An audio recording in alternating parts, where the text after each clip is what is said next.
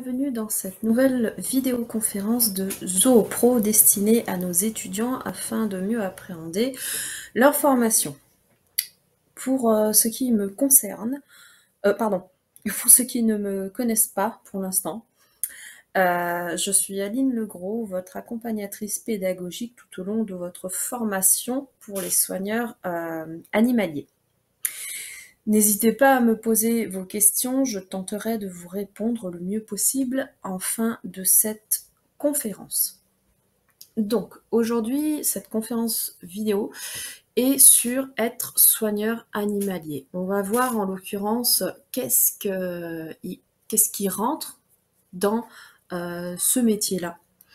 Donc, on va dire que c'est particulièrement dans le domaine animalier, c'est-à-dire que c'est pas uniquement destiné aux soigneurs zoologiques, ça va être également destiné aux soigneurs en refuge, en élevage, pareil également, du moment qu'on travaille avec des animaux en soi. J'allais dire du vivant, mais c'est pas pareil avec les humains.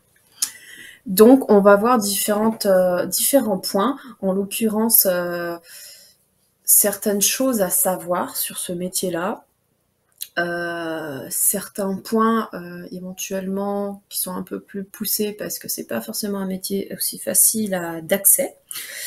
On est très nombreux à vouloir travailler auprès des animaux, mais il n'y a pas forcément autant de place, à moins de se mettre à son propre compte, mais ça c'est autre chose dans le domaine zoologique, c'est un peu plus compliqué. On va voir en l'occurrence aussi d'autres petits points à savoir particulièrement dessus. Alors,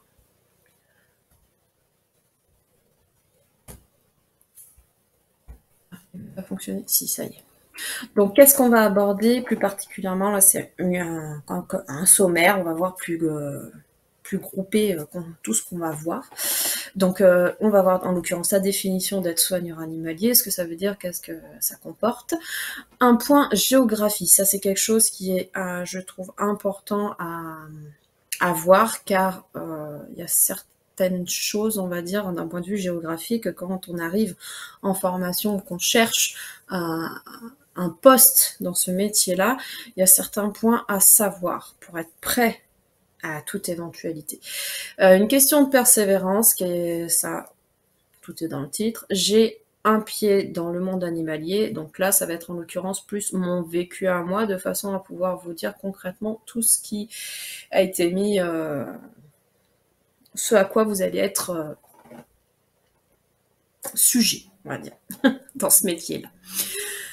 Un autre point très important, un monde de bisounours. Ça, on va dire, on va casser les différentes croyances, ce genre de choses qu'il peut y avoir dessus, mais plus d'un côté, d'un point de vue professionnel et des collègues, d'un point de vue humain, je dirais. On va casser un peu les croyances au moment de la définition d'être soigneur animalier d'un point de vue animalier, justement. Mais là, un monde de bisounours, c'est vraiment le côté humain dont on va parler. Et la petite conclusion. Donc, la définition d'être soigneur animalier. Hop, petite illustration quand même. Donc, on oublie les a priori et les idées reçues. Ça, c'est la base. C'est-à-dire qu'on a malheureusement encore trop de personnes qui arrivent en formation dans notre organisme ou alors ailleurs. On est malheureusement... vous êtes encore malheureusement trop nombreux. Je parle pas particulièrement de ceux qui me regardent, mais c'est pas un métier où on va aller câliner les animaux. On va pas aller justement tous les matins aller brosser la crinière du lion pour qu'il soit tout beau, ou tricoter une écharpe à la girafe pour l'hiver. Hein, on est d'accord.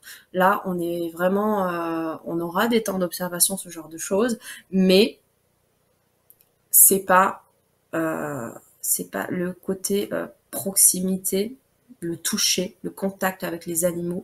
Dans les parcs zoologiques, on essaie de garder le plus possible le côté sauvage, justement, en général. Ça dépend de l'éthique des parcs. Après, dans le domaine d'élevage canin, ce genre de choses, on se est d'accord qu'il va y avoir une partie un peu...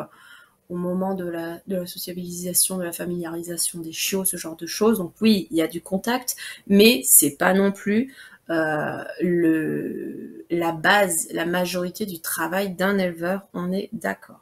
Donc pas de journée pépère, on oublie ça également. On va pas aller tranquillement, aller au boulot, allez, je prépare mes 2 petites rations, je nettoie vite fait le bâtiment, et puis après je regarde mes animaux tranquillou. Non, non, c'est très speed. Et là, moi où j'ai travaillé honnêtement, vous aviez même pas le temps de regarder votre montre pour aller faire une petite pause sanitaire. Parfois c'était showtime, comme on dit. Assistance au vétérinaire. Alors ça, et ça va être valable sur toute la conférence, c'est que par rapport à l'éthique, la façon de travailler des parcs, autant dans certains parcs, vous serez peut-être autorisé à faire assistance aux vétérinaires, ou alors pas du tout. Ça, c'est après, avec le diagramme, on va dire, de la structure des différents postes dans le parc, mais en général, vous êtes, on va dire, la dernière personne à éventuellement aller aider le vétérinaire pour biberonner par exemple des petits ou faire des soins, ce genre de choses. À part si il y a de l'entraînement médical, ça c'est autre chose. Mais on n'est pas là principalement l'assistance au vétérinaire. Moi, en 6 ans d'activité en tant que soigneur en parc zoologique, je n'ai jamais assisté le vétérinaire. Les seules fois où j'ai pu éventuellement le croiser par rapport à des protégés dont je m'occupais, quand je dis des protégés, c'est les animaux dont j'avais la charge, c'était uniquement par exemple pour entraîner les otaries de temps en temps à la présence du vétérinaire pendant un entraînement médical. Mais aucunement, je n'ai assisté le vétérinaire. En général, il avait ses stagiaires, ou alors c'était les responsables animaliers qui le faisaient. Être accompagnateur dans la vie des animaux, ça, c'est la base. Concrètement, si on veut définir le métier de soigneur animalier, enfin pas grossièrement, mais rapidement, vous accompagnez les animaux dont vous vous occupez dans leur vie de tous les jours. C'est-à-dire que vous avez la responsabilité de la sécurité des animaux. C'est-à-dire que vous êtes responsable s'il y a un accident sur l'enclos. On est d'accord que si ça arrive pendant la journée, vous n'êtes pas responsable, bien sûr, d'un arbre qui tombe sur la clôture. Par contre, vous êtes responsable s'il y a la découverte, par exemple, d'un trou dans le grillage, alors que vous avez été censé faire le tour de l'enclos avant de sortir vos animaux. Là, oui, votre responsabilité va être mise en jeu. Sur ce point de vue-là, on aura aussi tout ce qui est éventuellement la surveillance de certains visiteurs. Alors, à l'occasion, quand vous êtes à côté de l'enclos, mais voir si les visiteurs sont pas en train de donner à manger ou de jeter de la nourriture à des animaux pour les faire bouger ou à faire toute chose qui pourrait nuire à la sécurité de vos protégés. Vous êtes responsable de l'hygiène, bien sûr. Donc, l'hygiène, on est d'accord, c'est autant nettoyer l'enclos comme le bâtiment. On va en parler un peu plus tard parce qu'on aura un petit point sur les fiches de poste, mais il faut savoir que autant vous allez avoir des nettoyages qui vont être quotidiens, comme vous en allez avoir certains, comme les désinfections, où ça sera plus, une fois toutes les 2 semaines ou une fois par semaine. Tout dépend après du nombre d'individus dans le bâtiment et selon les espèces dont vous vous occupez et de ce dont vous avez à faire dans la journée. Vous êtes responsable des repas, bien sûr, c'est à vous de préparer la nourriture en temps et en heure parce que pour ceux qui ont des animations pédagogiques ou juste les repas qui sont annoncés aux visiteurs de façon à ce qu'ils puissent voir les animaux manger, vous êtes responsable de faire en sorte que vos rations soient prêtes en temps et en heure. En quantité aussi, hein, bien sûr, c'est pas quelqu'un. Alors, il y a exception là-dessus. On aura, par exemple, pour les fruits et légumes, en général, il y a un poste sur le parc qui, nous, on l'appelait le magasinier. C'était celui qui préparait la quantité de fruits et légumes pour toutes les espèces du parc, mais en gros, c'est-à-dire qu'il avait plein de caisses qui l'allaient desservir suivant les postes, et après c'était à vous de faire ce qu'il fallait. Par contre, pour par exemple les carnivores, là vous aviez la responsabilité de peser la nourriture, de prendre la quantité qu'il fallait, rien n'était préparé là-dessus par contre. C'était pas le magasinier qui s'en occupait. Responsable d'une bonne nuit, donc ça, oui, forcément, ça va. L'hygiène du bâtiment va rentrer en jeu parce qu'il est beaucoup mieux pour un animal de pouvoir dormir dans une loge qui est propre à la base. Je dis à la base parce que rien n'empêche que l'animal rentre et fasse ses besoins dès qu'il soit rentré, mais ça c'est autre chose. Plutôt que de rentrer dans un bâtiment qui n'a pas été nettoyé de la journée. Là, on est d'accord là-dessus. Veiller d'une bonne nuit également, c'est vérifier les trappes, les sécurités, voir si tout est bien sécurisé de façon à ce qu'il n'y ait aucun accident pendant la nuit.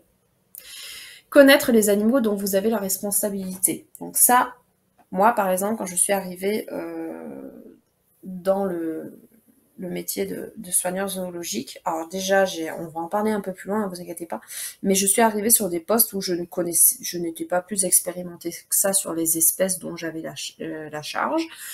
Donc je me suis, volontairement documentée dessus. J'avais pas d'obligation d'un point de vue de mes chefs animaliers. C'est pas eux qui m'en avaient fait la demande, mais moi, j'avais besoin de connaître, d'en savoir un peu plus sur l'espèce de mes protégés, de façon à faire au mieux pour que tout se passe bien pour eux, qu'ils soient bien dans leur tête. Mais aussi de connaître l'individu en lui-même. C'est-à-dire que dans une même espèce, vous pouvez avoir des caractères diamétralement opposés à ce qui est habituellement caractérisé dans l'espèce même. Donc là, je vais prendre un exemple, par exemple, chez les chiens. En l'occurrence, je vais prendre un exemple que j'ai vécu. Des bergers australiens, par exemple, j'en ai eu deux. J'ai eu deux comportements vraiment, deux chiens plutôt, complètement opposés. C'est-à-dire que oui, j'ai eu un berger australien qui était très, très énergétique, qui avait beaucoup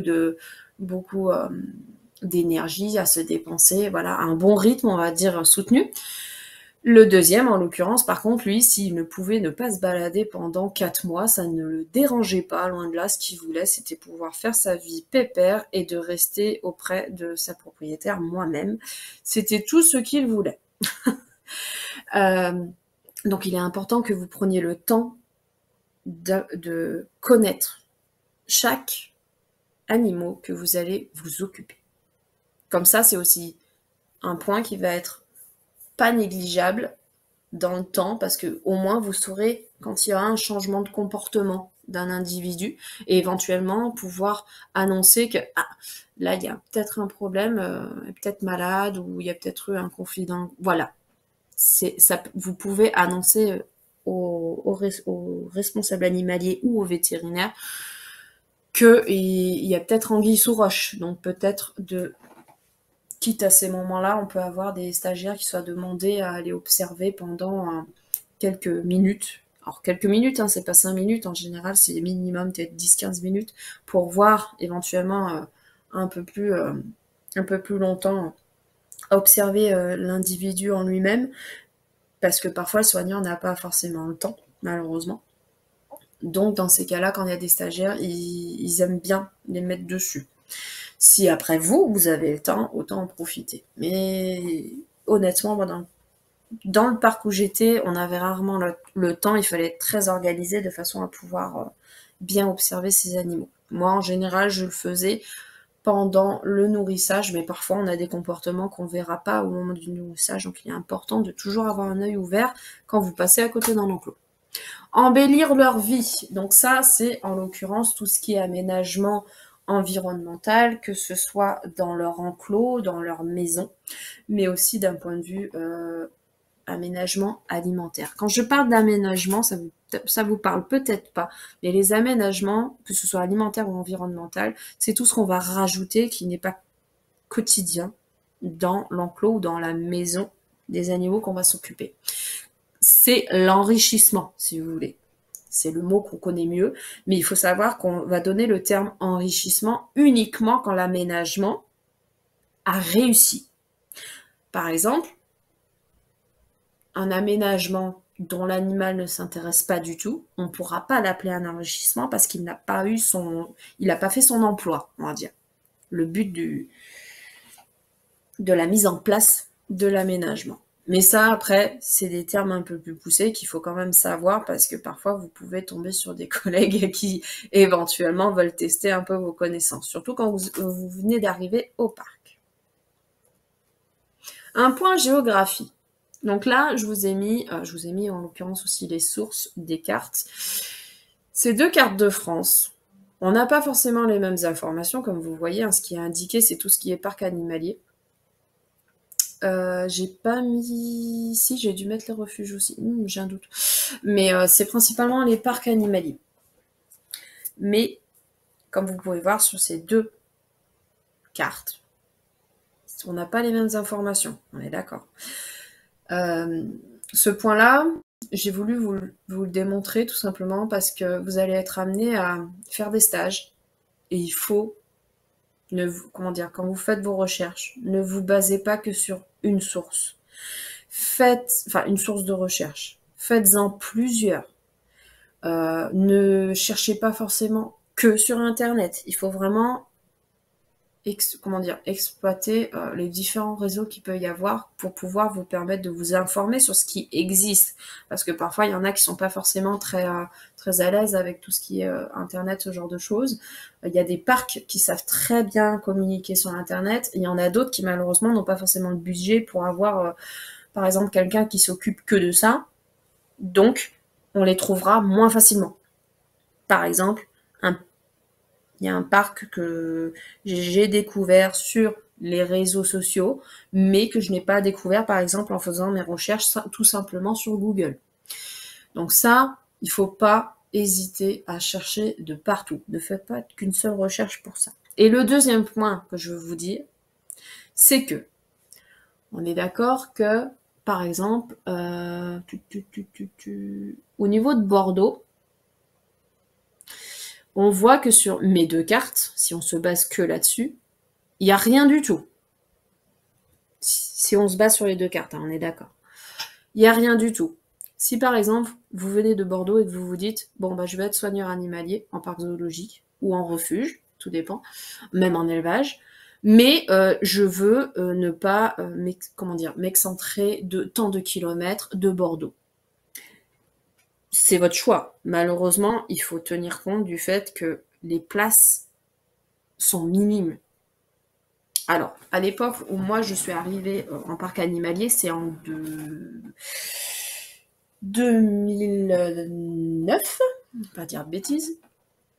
Il faut savoir qu'à cette époque-là, il y avait énormément de demandes de personnes qui voulaient faire ce métier-là, mais c'était vraiment très,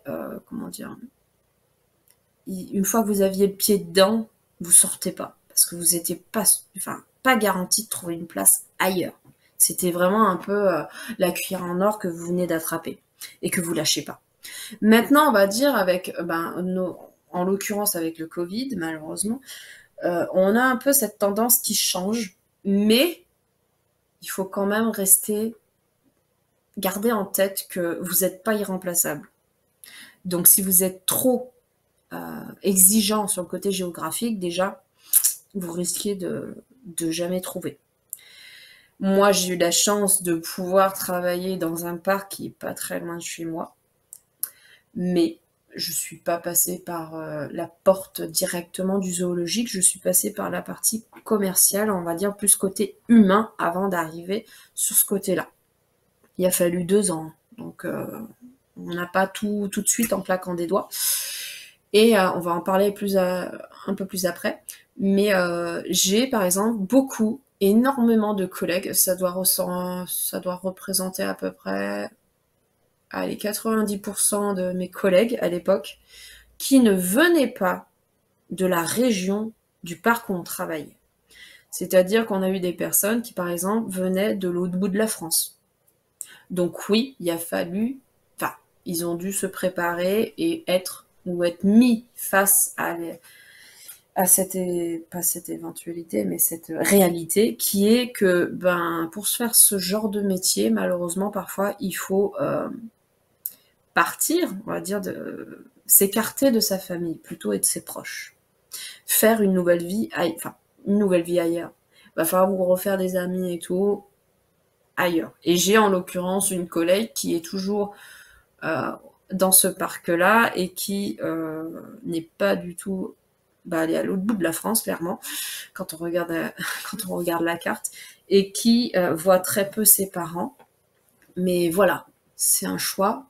On peut dire que c'est un sacrifice en soi, mais voilà, si elle voulait faire le métier qu'elle voulait, qui la passionne, elle n'avait pas le choix, il n'y avait que cette place-là, et que, au jour actuel encore, il me semble que ça fait plus de 10 ans qu'elle est là-bas, mais à l'heure actuelle, si on se disait, bon, bah, elle va essayer de trouver une autre place dans un autre parc qui est plus proche, il n'y a pas de place. Ou alors c'est en saisonnier. Et saisonnier, le problème, c'est que vous êtes en contrat saisonnier, donc parfois ça aboutit à un CDI, mais c'est pas tout le temps le cas. Ou alors c'est parce que vos collègues qui sont employés en CDI sont partis. Mais là, il faut aussi se poser des questions sur pourquoi ils sont partis, ce genre de choses. Donc voilà pour le point de vue géographie. Une question de persévérance. Donc là, on va parler en l'occurrence de mon parcours là-dessus, parce que je veux vraiment vous mettre l'accent sur le côté que vous n'aurez pas tout qui va vous tomber dessus devant les yeux. Par exemple, à la fin de votre formation, vous n'allez pas forcément avoir un poste tout de suite qui va se présenter. J'ai déjà eu des apprenants qui, après leur stage, ont eu un poste de quelques mois pour un remplacement ou qui a abouti à plus dans un parc animalier, mais c'est pas tout le temps le cas. Après, en général, quand vous avez bien fait vos preuves, comment dire, ils vont bien noter, on va dire, vos coordonnées pour éventuellement vous demander. Il ne faut pas hésiter à éventuellement se mettre en avant. Dire que bah là, si éventuellement on arrive en haute saison, donc vous avez peut-être besoin de mains en plus, et ben je suis disponible, on a déjà eu la première expérience, par exemple des stages, ce genre de choses. C'est toujours bon en termes d'expérience, et les parcs après, ou même les refuges ou les élevages où vous allez postuler après, seront beaucoup plus intéressés par votre CV, par toutes les expériences que vous auriez pu avoir, que si vous avez rien du tout, que vous vous dites, bon, bah, il y a ça qui se présente, mais ouais, c'est pour un mois, donc c'est bon, c'est pas la peine. Non, parfois, faut pas faire la fine bouche. Comme on dit, il faut mettre de l'eau dans son vin. Si on veut mettre un pied dedans et y rester, ou faire quelques années, il faut pas hésiter. Bon, après, il y a d'autres points après à voir, mais ça, c'est autre chose. Donc moi, par exemple, pour parler de mon vécu, malgré les lettres de refus, je n'ai pas renoncé. C'est-à-dire qu'au départ, avant d'arriver au métier de soigneur animalier, et avant d'arriver dans le domaine commercial, vu que je suis rentrée dans ce parc par, on va dire, la porte des visiteurs, à la base, pendant 2 ans, il faut savoir que pendant plusieurs années, avant cette entrée, j'ai envoyé plusieurs lettres pour me renseigner s'ils avaient besoin de monde, quelles études qu'il fallait faire, enfin, différentes informations. Et à chaque fois, si vous voulez, ça s'est avéré par des lettres de refus que, ben non, on préfère prendre des personnes qui sortent de telle école, de ci, de ça, enfin voilà. Ou alors, non merci, ils ont plus qu'à... Comment dire, je suis arrivée trop tard, il y a plus de place, on va dire. Donc ça a duré quelques années. Après, du coup, j'ai réussi à mettre un pied dans le côté visiteur par divers procédés. Et bon, après, si vous avez le bouche à oreille, c'est-à-dire des personnes qui connaissent des personnes qui travaillent dans les bureaux, ce genre de choses, ça peut vous aider, mais c'est pas impossible d'y arriver, même sans pistonnage. J'en suis la preuve même, parce que je ne sors pas du tout d'un domaine animalier d'un point de vue famille. C'est pas du tout le cas. Par contre, le jour où effectivement on m'a proposé juste d'aller travailler en tant que saisonnier pour tout ce qui était restaurant, nettoyage du parc d'un point de vue visiteur, ce genre de choses, j'ai sauté sur l'occasion. Je me suis pas dit, ah bah non, c'est pas ça que je veux, moi je vais aller m'occuper d'aller nourrir les zèbres et tout. Non, je dis non. non, j'ai accepté tout simplement parce que ça a permis de mettre un pied dans le parc dans lequel je voulais travailler. Et ça a pu aussi, j'ai pu, démontrer ma valeur au travail pendant ces 2 ans.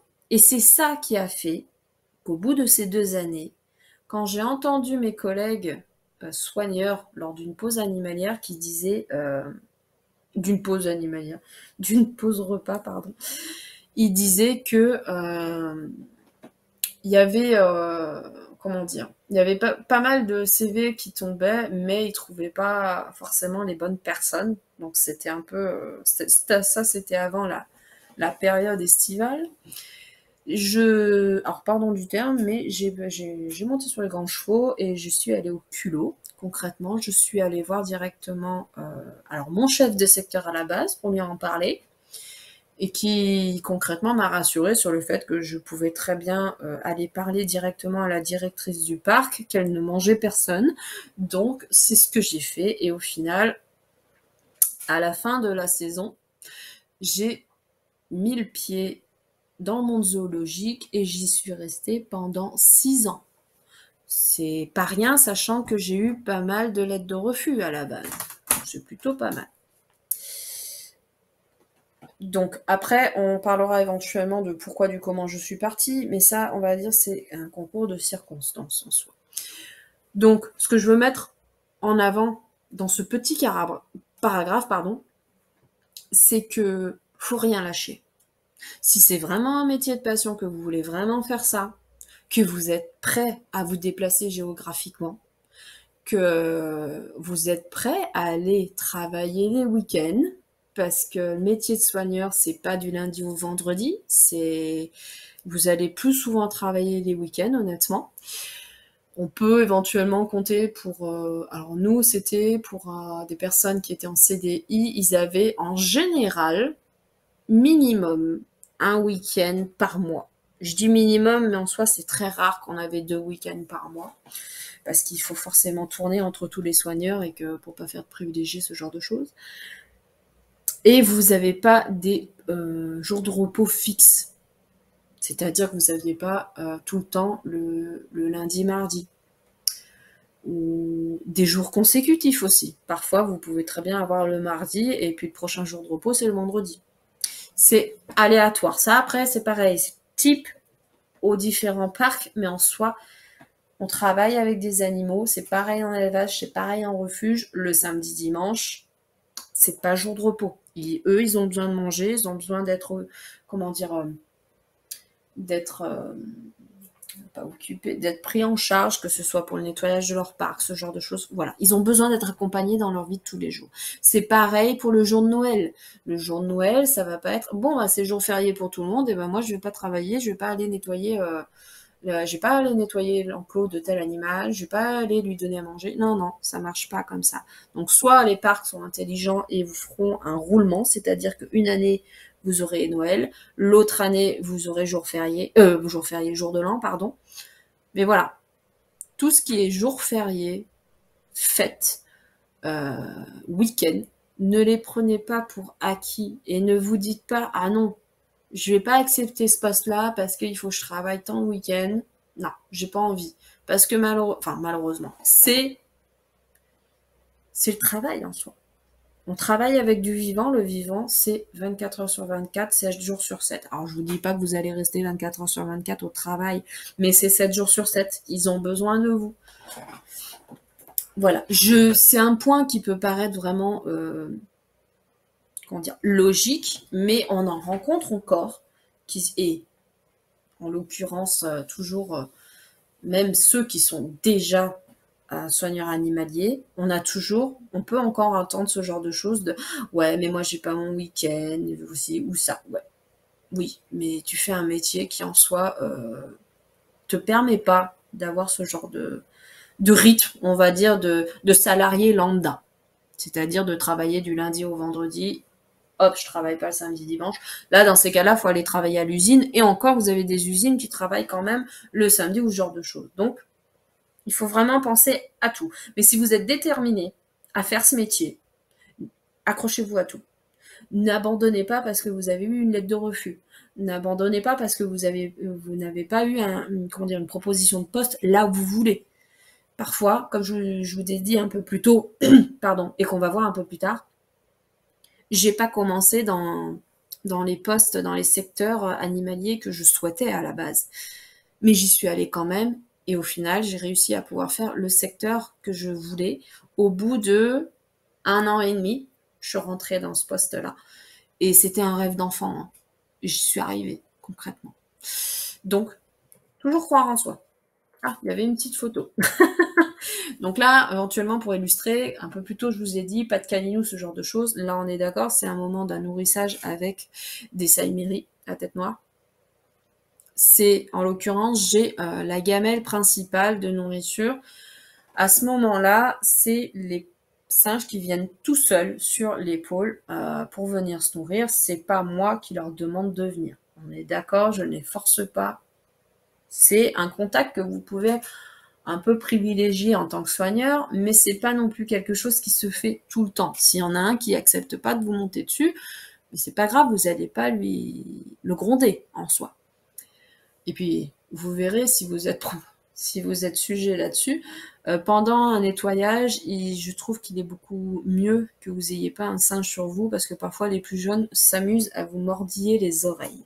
Donc ça peut être un peu dérangeant.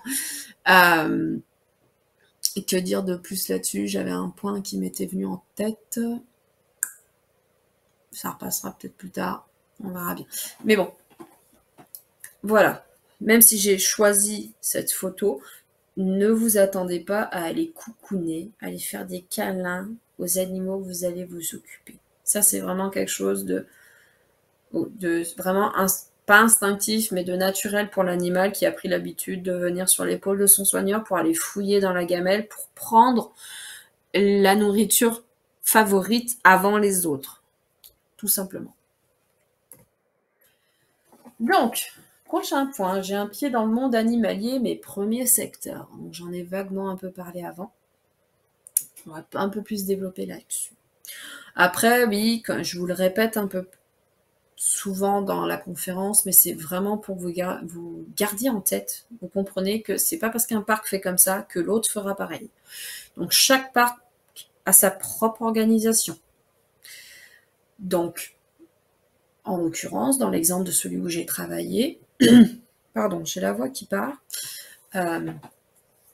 il était propice aux femmes, en l'occurrence, de commencer par 2 secteurs qui étaient toujours les mêmes. Je dis les femmes, c'est pas pour faire du sexisme ni quoi que ce soit, mais c'est concrètement comme ça qu'on me l'a présenté à cette époque.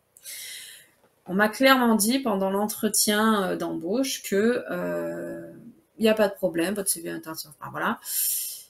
Par contre, vous avez peur des serpents. Moi, en l'occurrence, je n'ai pas de phobie là-dessus, mais à l'époque, je ne connaissais rien aux reptiles.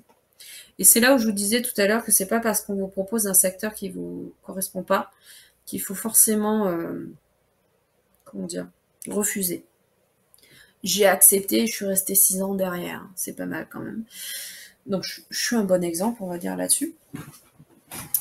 Et bon, après, par contre, quand vous avez une phobie, ça c'est autre chose. Ils peuvent très bien comprendre. C'est à expliquer, c'est pas un souci. Hein. C'est pas parce qu'on aime les animaux qu'on est obligé de ne pas avoir de phobie, par exemple des araignées, ce genre de choses. Et ces 2 secteurs qui étaient propices aux femmes au départ, c'était le secteur du vivarium et le secteur des primates.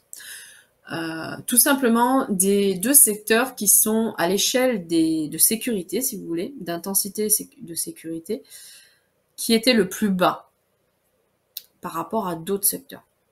Donc, il faisait toujours commencer les soigneuses par ces postes-là. Certains garçons travaillaient dedans, mais il n'y en avait pas beaucoup, honnêtement. Eux, ils étaient plus mis sur le secteur, par exemple, des herbivores, qui est un peu plus physique. Mais pareil, dont la partie sécurité est moins élevée que, par exemple, les carnivores.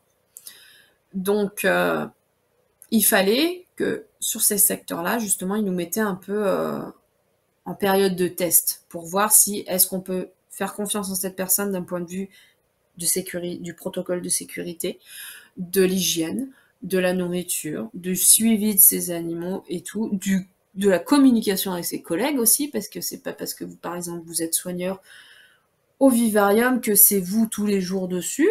Vous allez tourner. En général, vous n'avez pas qu'un seul secteur à vous occuper. Alors, par jour, vous en avez qu'un en général, parce que c'est déjà arrivé qu'on doive s'occuper de 2 secteurs parce qu'un collègue était malade. Mais c'est des cas exceptionnels, on va dire. Avec le Covid, c'est un peu plus compliqué, honnêtement. Mais vous êtes sur plusieurs secteurs, mais vous en serez sur un seul par jour. On est d'accord là-dessus. Par contre, vous allez forcément tourner avec des collègues parce que pendant vos jours de repos, il y aura un autre soigneur qui va prendre votre place sur le secteur, par exemple, du vivarium. Donc, il va y falloir un sens de la communication assez, comment dire, organisé, je dirais, avec vos collègues pour qu'ils sachent ce qui s'est passé, qu'est-ce qu'il y a à faire ou ce genre de choses. Tout ce qui est à signaler. En général, vous avez un cahier où il faut tout noter dessus. Mais il faut être bien clair dans ce que vous dites parce que vous n'allez pas forcément croiser votre collègue avant de partir en repos ou vice-versa.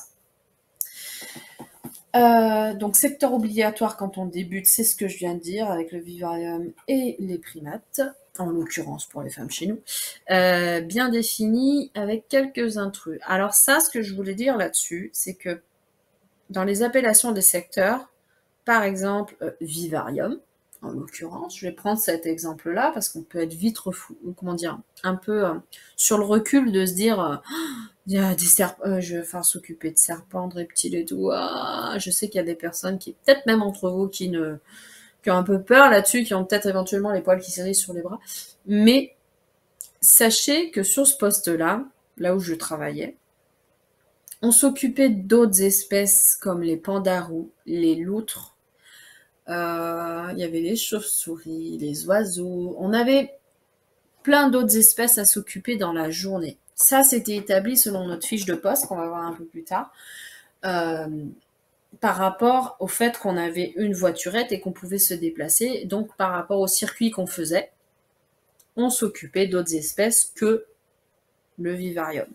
Alors, à part si vous avez un vivarium vraiment gigantesque et qui, du coup, justifie du fait de s'occuper uniquement de ça pendant 7 heures par jour, ok, on vous ne mettra pas d'autres espèces. Mais là, en l'occurrence, c'était pas le cas et on était plutôt dans un endroit où, même si à la base, si le travail que vous faisiez était prévu pour 7 heures, il n'était pas impossible que la saison d'après, on vous rajoute plusieurs espèces, mais qu'on vous rajoute pas de temps en plus pour pouvoir faire le travail qui a été rajouté. Ça, c'est un autre point. Donc voilà, c'est pas parce que l'appellation cerne un secteur précis d'espèces comme les reptiles que vous allez peut-être pas vous occuper d'autres espèces qui seront sur votre circuit. Voilà, donc faut pas rester bloqué là-dessus. Ah, j'oublie toujours les petites photos. Je suis désolée. Donc là, en l'occurrence, les petits primates, bien sûr. Les carnivores, ça, c'est le fameux secteur que j'ai rêvé de faire depuis toute petite et j'y suis arrivée parce que j'ai prouvé ma valeur au secteur des primates et du vivarium. Bon, là, on a les herbivores, le vivarium, les otaries. Alors ça, par contre, c'est un secteur précis parce que du coup, on a l'entraînement médical dessus. Mais pareil, on passait pas notre journée à faire on nous autorisait pas à passer la journée à faire de l'entraînement médical et à s'occuper de nos otaries. Il fallait s'occuper certes des manchots qui étaient en face et d'autres espèces dans le parc parce qu'on avait une voiturette. Le côté pratique après est logique. Donc, on continue cette partie de j'ai un pied dans le monde animalier. Cette fois, par contre, on va voir un peu une partie de concevoir ses journées. Un peu plus tôt, je vous disais que vous n'avez pas forcément de temps défini pour pouvoir observer vos animaux. Il faut vous organiser pour arriver à vous libérer du temps pour ça. Et parfois, oui, la journée est tellement chargée que vous n'avez pas le temps de regarder votre montre. Donc, la fiche de poste déjà. Et qu'est-ce que c'est que ce truc ? C'est tout simplement une fiche qui va être une trame, si vous voulez, un fil rouge de votre journée, qui va dire, par exemple, de telle heure à telle heure, on va lire le cahier de suivi du secteur pour voir si tout s'est passé. De telle heure à telle heure, on va récupérer la nourriture à tel endroit. De telle heure à telle heure, on est au vivarium pour pouvoir faire le contrôle, le nettoyage. Voilà, vous avez tout de bien défini avec des horaires qui sont plus ou moins respectés parce que voilà, c'est juste une trame. Et ça, en fait, ils ont l'obligation de le faire. Et surtout d'un point de vue de sécurité. Tout simplement parce que sur certains secteurs, vous avez ce qu'on appelle des CB, des radios sur vous. Et il y en a certaines qui ont des installations qui sont conçues pour les soigneurs isolés, ils disaient ça à l'époque. C'est-à-dire que si, par exemple, vous avez un accident, que vous tombez dans les pommes, que vous vous faites attaquer, que vous êtes par terre, la radio, en fait, quand elle tombe, quand elle est couchée, au bout de quelques secondes, elle va émettre un signal sonore. Et si vous ne remettez pas votre radio en place, concrètement, ça va émettre un message que tous les matins, vous enregistrez. Par exemple, je suis au Vivarium, par exemple, on est jeudi 6. Donc, jeudi 6 octobre, Aline, secteur Vivarium. Ça, c'est le message, en fait, qui va s'annoncer si vous ne remettez pas la radio en place. Et on est d'accord que si vous êtes attaqué ou si vous êtes inconscient, vous n'allez pas pouvoir remettre votre radio en place. Donc en fait, quand ce message s'annonce, toutes les radios du parc l'entendent. Donc après, les responsables animaliers, les soigneurs qui peuvent éventuellement être autour de vous, vont regarder votre fiche de poste pour savoir où est-ce que vous êtes censé être à cette heure-là, pour pouvoir venir et intervenir si besoin le plus rapidement possible. Parce que même si on peut se dire qu'il y a certaines espèces, il n'y a pas de danger plus propice que ça, malheureusement, il y a quand même du danger. C'est du moment que vous travaillez avec du vivant, il y a forcément un danger à un moment donné. Après, là je parle des animaux, mais ça peut être aussi avec des visiteurs. Ça, malheureusement, ça peut arriver. C'est plus rare, mais ça peut arriver. Et puis, si vous avez un souci de santé, voilà, vous êtes peut-être tombé la tête en avant et que vous êtes fracassé le crâne contre un rocher, voilà. J'extrapole, mais voilà, c'est pour vraiment vous faire comprendre la chose. Donc, la fiche de poste est là pour concrètement que s'il y a besoin, il faut savoir où est-ce que on peut vous trouver. Parce que si vous êtes inconscient, vous n'allez pas pouvoir dire à la radio, oui, j'ai les 4 pieds, enfin j'ai les 2 pieds en l'air et j'arrive pas à bouger. Enfin voilà, vous pourrez pas les aider à les mettre sur leur piste. Après, c'est pour ça qu'il y a des exceptions parfois. Vous pouvez avoir un travail qui est à rajouter sur votre journée, donc là éventuellement, il ne faut pas hésiter à le stipuler parce que si vous arrive quelque chose à ce moment-là, et ben au moins les personnes le savent. C'est aussi quelque chose qui était important, par exemple, là je prends le cas de la radio, c'est que au vivarium, quand on allait s'occuper des gros reptiles comme les pitons moulures ou les anacondas, non plus les pitons moulures, parce que les anacondas, quand j'y étais, ils étaient encore petits, donc il n'y avait pas trop de soucis. Mais les pitons moulures, si vous voulez, on avait l'obligation, la procédure de sécurité, c'était que avant d'entrer dans leur vivarium, ou dans leur terrarium, vivarium, vous voulez, il fallait annoncer son entrée dedans à un responsable animalier, pas juste au soigneur qui est à côté, et aussi annoncer quand vous sortez, tout simplement parce que si, par exemple, vous dites que vous rentrez, il est 9h10, et qu'à 9h30, vous avez toujours pas annoncé votre sortie, c'est qu'il est peut-être arrivé quelque chose. Donc, dans ces cas-là, le responsable animalier va venir voir si vous n'êtes pas fait attaquer ou autre chose. Ça peut arriver.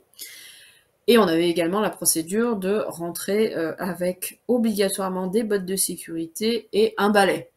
Donc, je ne veux pas vous faire peur, mais voilà. Donc, son utilité, on l'a dit. Après les fiches de poste, il faut aussi savoir que si par exemple vous vous rendez compte au fil du temps qu'il y a une tâche, sur la feuille qui n'est pas forcément bien positionnée et logique, faut pas hésiter éventuellement à faire remonter l'information, soit et on vous ferait une réunion du secteur avec tous les soigneurs pour voir si tout le monde est d'accord là-dessus, et éventuellement la fiche de poste sera rectifiée de façon à ce que justement, s'il arrive quelque chose et que vous n'êtes pas au bon endroit au bon moment théorique de la fiche de poste, au moins on vous tapera pas sur les doigts. Être organisé et méthodique pour gagner du temps. Ça, c'est, comme je vous disais tout à l'heure, par rapport à se libérer du temps pour pouvoir observer ces animaux. Aussi libérer du temps pour préparer des aménagements alimentaires, parce que ça, c'est pas prévu sur vos fiches de poste. C'est sur votre temps de travail que vous avez pu dégager, on va dire, en travaillant rapidement, mais toujours consciencieusement. On ne fait pas le travail vite fait et bâclé, hein, on est d'accord. Moi qui ai travaillé en élevage canin avant et dans un élevage où il fallait vraiment être très strict d'un point de vue hygiène, j'avais toujours en tête, c'était un toc, que un responsable va passer après le nettoyage et il faut pas qu'il y ait une seule trace de saleté. C'est-à-dire qu'en élevage canin, là où j'ai travaillé, on se faisait taper sur les doigts si par exemple il restait une trace de crotte qui était pas plus grosse qu'une crotte de mouche. On est d'accord. Ça peut être extrême, mais voilà, d'un point de vue sanitaire, on est d'accord. Donc, on peut être rapide et consciencieux dans ce travail sans le bâcler. Après, ça s'apprend. Ne vous inquiétez pas, et vous aurez les habitudes d'avoir des gestes qui vont se répéter, qui vont devenir instinctifs, donc vous allez gagner du temps au fur et à mesure. Donc là, dans ces cas-là, vous pouvez très bien écouter les conseils du soigneur qui va vous former sur le secteur. Lui est là depuis plus longtemps que vous et pourra éventuellement, s'il est d'accord, vous donner quelques conseils, que ce soit dans la coupe des fruits, par exemple, au primate, où on a une quantité énorme, comparé au vivarium. Où là, oui, effectivement, il y a des choix parfois méthodiques dans la découpe qui peuvent vous permettre de gagner quelques secondes à chaque fois, mais qui vous fait gagner des minutes mis bout à bout et qui au final vous permet de pouvoir observer chacune des espèces que vous avez sur votre secteur pendant qu'ils mangent. Faire ces expériences pour trouver la méthode qui nous convient. Là, par exemple, c'est si dans le mode opératoire du nettoyage, vous apercevez que, oh ben tiens, là, ça sera peut-être plus rapide de faire comme ça. Du moment que vous êtes sur le protocole d'hygiène qui est fixé, on va dire, quand je dis protocole sanitaire, c'est enlever les crottes, rincer, mettre le savon, brosser, voilà. Si vous trouvez, du moment où vous gardez cet ordre-là, il n'y a pas de souci, mais si vous trouvez par exemple, moi, ce que je faisais, c'est que... Non, pardon. Je dis une bêtise. C'est que moi, à chaque fois que j'enlevais les saletés, par contre, en hiver, ce que je faisais, c'est que je mouillais, je trempais avant d'enlever, tout simplement parce que certains bâtiments de nuit étaient chauffés au sol. Et malheureusement, des crottes qui sont sur un sol chauffé, quand elles ont passé la nuit dessus, elles sont collées dessus. Donc, j'avais cette méthode-là que j'ai mis en place et j'avais testé avant de pouvoir la conseiller à d'autres personnes. C'était de tremper un moment. J'allais éventuellement après enlever toutes les gamelles d'eau, ce genre de choses, pour pouvoir faire le nettoyage de celle-ci. Et après, je venais enlever toutes les saletés, comme ça j'enlevais le plus possible. Parce que le problème, c'est que si je faisais pas ça, les saletés qui pouvaient rester parce que c'était collé au sol, au moment où vous allez frotter, vous allez passer peut-être 5 minutes à frotter dessus pour arriver à l'enlever, alors que si vous le faisiez tremper, vous allez passer 2 secondes. Et vous aviez le même résultat. Donc, en soi, j'ai gardé le même procédé de nettoyage, mais j'ai rajouté une étape de façon à pouvoir faciliter le travail et gagner du temps derrière. Donc ça, après, vous verrez, c'est des petites choses que vous pourrez éventuellement mettre en place, ou si vous voulez pas avoir de soucis, vous pouvez très bien demander à un responsable animalier est-ce que je peux éventuellement tester de faire comme ça pour voir si ça peut me permettre de gagner du temps tout en ayant une qualité de travail qui correspond à la méthode de base. J'espère que je me fais comprendre là-dessus. Transmettre son savoir. Donc ça, c'est ce que je vous disais par exemple juste avant, c'est que selon les petites expériences que vous allez faire, si ça se révèle bénéfique, vous allez éventuellement, et moi je vous conforte là-dedans, à part si vous avez des collègues qui sont très fermés là-dessus et qui préfèrent faire faire leurs propres expériences, vous pouvez très bien le communiquer à vos collègues de secteur ou à ceux que vous allez former, de façon à pouvoir leur donner des petites facilités, des petites astuces. Après, c'est à eux d'accepter ou pas de les prendre, mais au moins vous aurez transmis votre savoir qui peut être très important là-dessus. Pourquoi gagner du temps? Eh bien, comme je disais tout à l'heure, pour pouvoir vous permettre de libérer du temps sur l'observation de vos animaux, sur la préparation d'aménagements alimentaires ou d'environnemental aussi. Il y a tout plein de choses que vous pouvez faire en parc animalier qui ne sont pas forcément notées sur une fiche de poste. Comme éventuellement, nous on avait une collègue qui avait pris le temps justement de prendre en photo tous les saïmiris du groupe pour faire un classeur où tout était noté, le prénom de chacun, date de naissance et tout, les affiliations, c'est-à-dire l'enfant de qui dans le groupe, ce genre de choses, et les signes particuliers pour arriver à les reconnaître. Il faut savoir que quand je suis...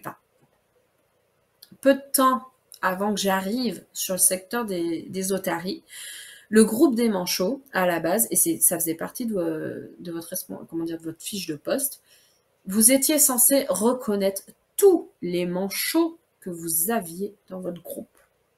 Et il faut savoir que les manchots, il n'y a pas énormément de grosses différences. Il y en a, ça c'est sûr, mais c'est pas non plus des choses que vous voyez à 10 mètres au loin.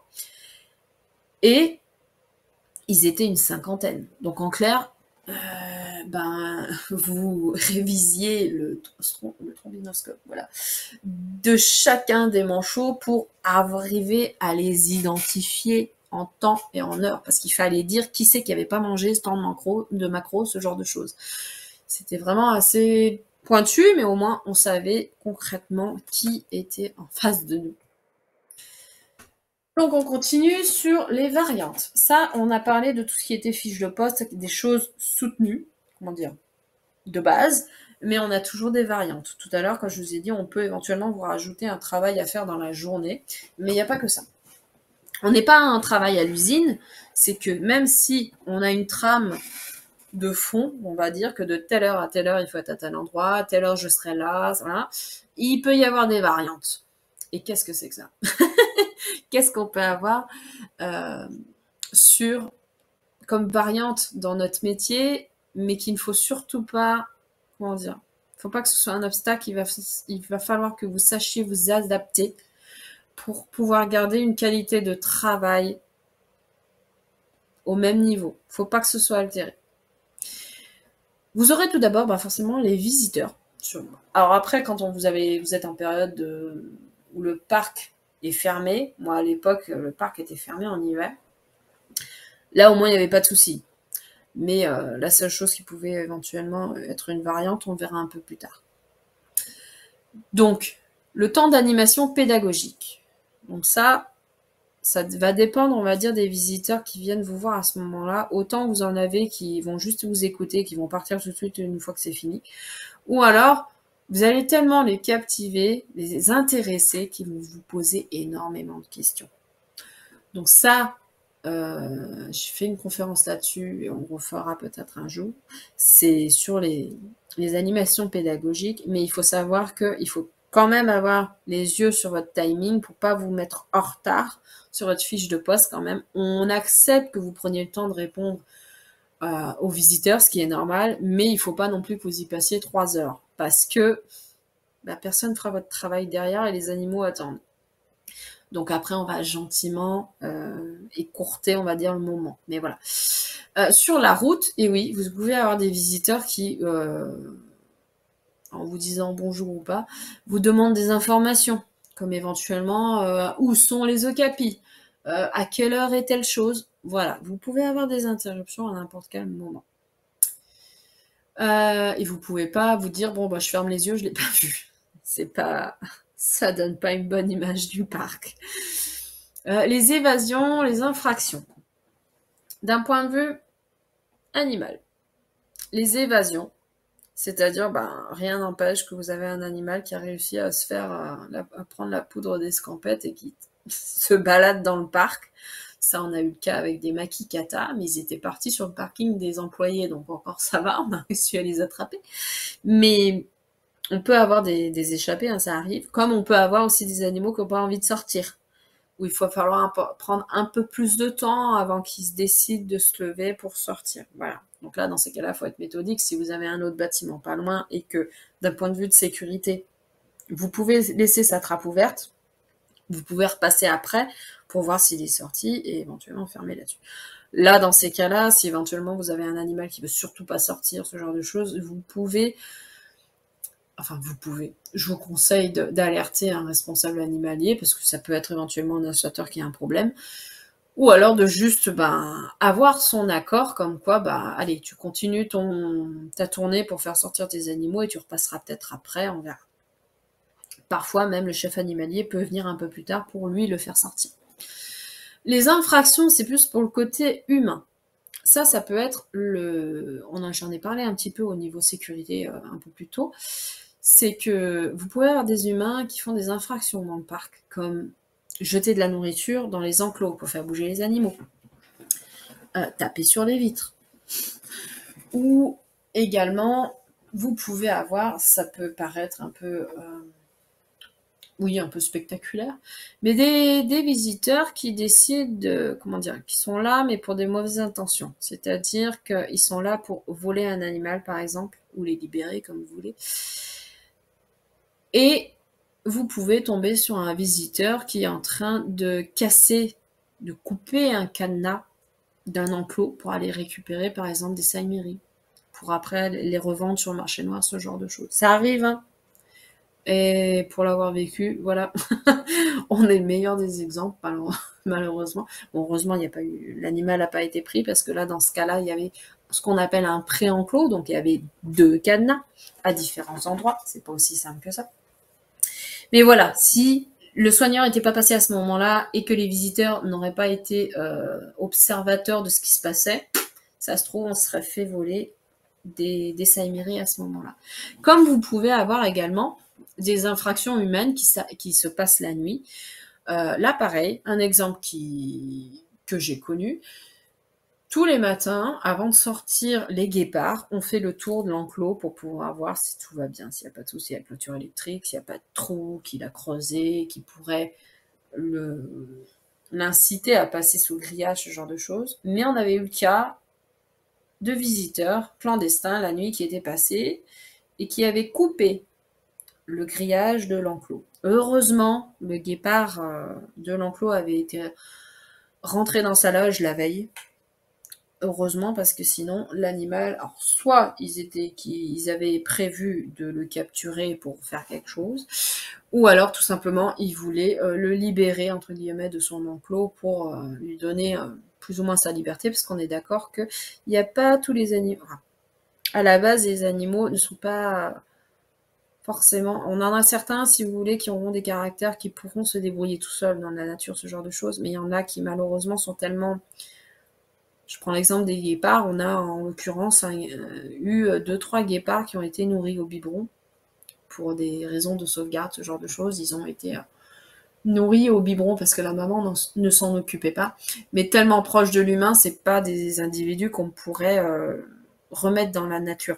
C'est pas possible. Donc vous imaginez si ces humains-là avaient ouvert un enclos en coupant le grillage, et que malheureusement, ça serait tombé sur un guépard qui était proche de l'humain. Alors déjà, s'il voulait le voler, eh ben, l'animal ne serait soucié de rien, serait laissé faire. Ou alors, on aurait eu de la chance, il serait resté quand même dans l'enceinte du parc et on l'aurait retrouvé le lendemain. Ou alors, il serait parti dans la nature et après, pour le récupérer et espérer qu'il n'ait pas eu de problème, c'est un peu plus compliqué. La météo et ses saisons, j'en ai pas parlé tout à l'heure, j'ai dit qu'on en parlerait après. Donc quand un parc, par exemple, est fermé en hiver, on peut avoir la météo qui va poser souci et les saisons, c'est-à-dire que même si vous n'avez pas le facteur humain des visiteurs, qui peut causer une variante sur votre fiche de poste, vous pouvez avoir la neige, par exemple. faut se dire que la neige sur les petites routes du parc, les voiturettes, on les utilise pas. Elles sont pas conçues pour. À part si vous voulez glisser et vous mettre en plein dans un enclos où vous avez rien à faire dedans. Donc, il fallait faire son poste à pied. Et quand vous avez tout le parc à faire, je peux vous dire que ça vous fait pas gagner du temps. Mais par contre, dans ces cas-là, on est d'accord qu'avec les chefs animaliers, on se mettait d'accord pour réadapter la journée de façon à éviter de faire des allers-retours pour rien. Mais on s'occupait quand même de nos animaux qui ventent, qui neigent, qui pleuvent à grosses gouttes. On était là. Même avec des fortes chaleurs, ce genre de choses, on est toujours présent. On adapte sa journée, mais on est toujours présent. Des demandes particulières. Donc ça aide sur de l'aide sur un autre poste. Ça peut être éventuellement le cas qu'un collègue est malade ou a eu un accident et que du coup, il ne peut pas finir sa journée. On peut être amené à être demandé à aller finir son poste ou du moins s'occuper d'une partie de son poste de façon à pouvoir terminer de s'occuper de ses animaux, par exemple. De poste en un, donc ça peut être le cas, ça j'ai mis ça en l'occurrence, je prends l'exemple de nous, le secteur des otaries, pour l'entraînement médical, on travaillait en binôme avec le secteur des oiseaux, c'est-à-dire que cette personne-là, ce soigneur, une fois qu'il avait fait une partie de sa tournée, il venait au moment de l'entraînement médical pour qu'on soit toujours deux pour travailler d'un point de vue sécurité.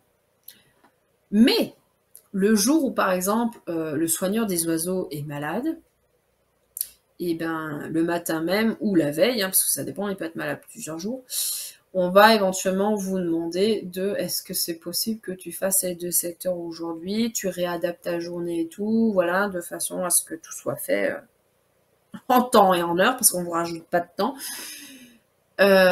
C'était à vous de, comment dire, alors si vous venez d'arriver, honnêtement, ils vont plus mettre quelqu'un qui s'y connaît déjà pour éviter de vous faire stresser pour rien. Ou alors ils vont vous aider.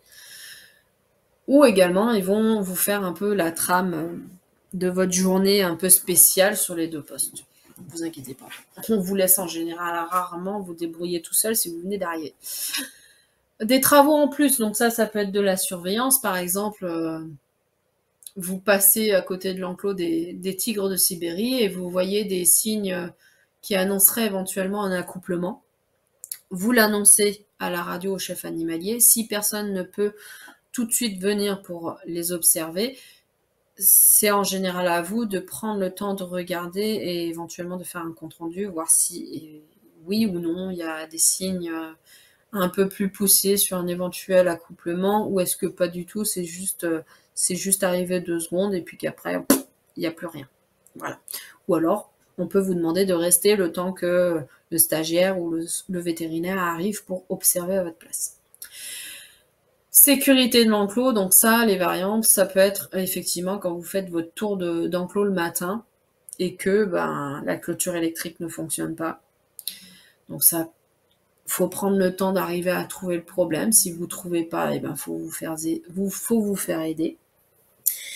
Ou alors, s'il y a eu un arbre qui est tombé sur la clôture, voilà, vous pouvez être amené à avoir différents types de variantes sur votre journée qui pourraient un peu dérégler votre fiche de poste.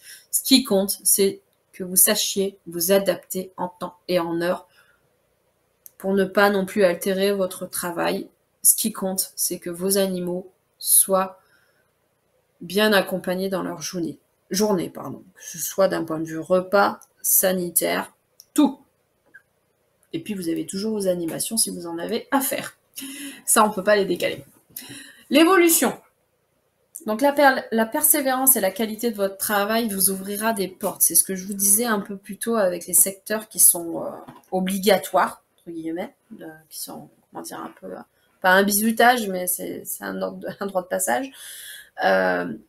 Si vous prouvez votre valeur au travail, que vous suivez les procédures de sécurité, que vous êtes consciencieux sur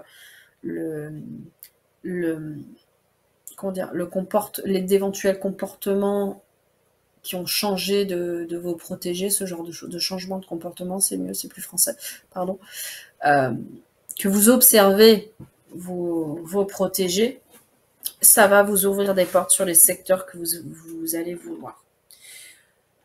En général, on va vous faire ce qu'on appelle une évaluation professionnelle pour faire le point, ce genre de choses. Et on va éventuellement vous poser la question de est-ce que tu as des souhaits, des postes, des secteurs qui t'intéressent plus ou moins que d'autres. Ils peuvent, eux, vous proposer des secteurs, comme moi, on m'a proposé à l'époque le secteur des otaries, parce que j'avais déjà des connaissances, des diplômes dans le domaine du chien et de l'éducation. Donc forcément, ils trouvaient logique de me proposer ça, étant donné que ça rentrait un peu dans le même domaine, sauf que c'est pas le même gabarit.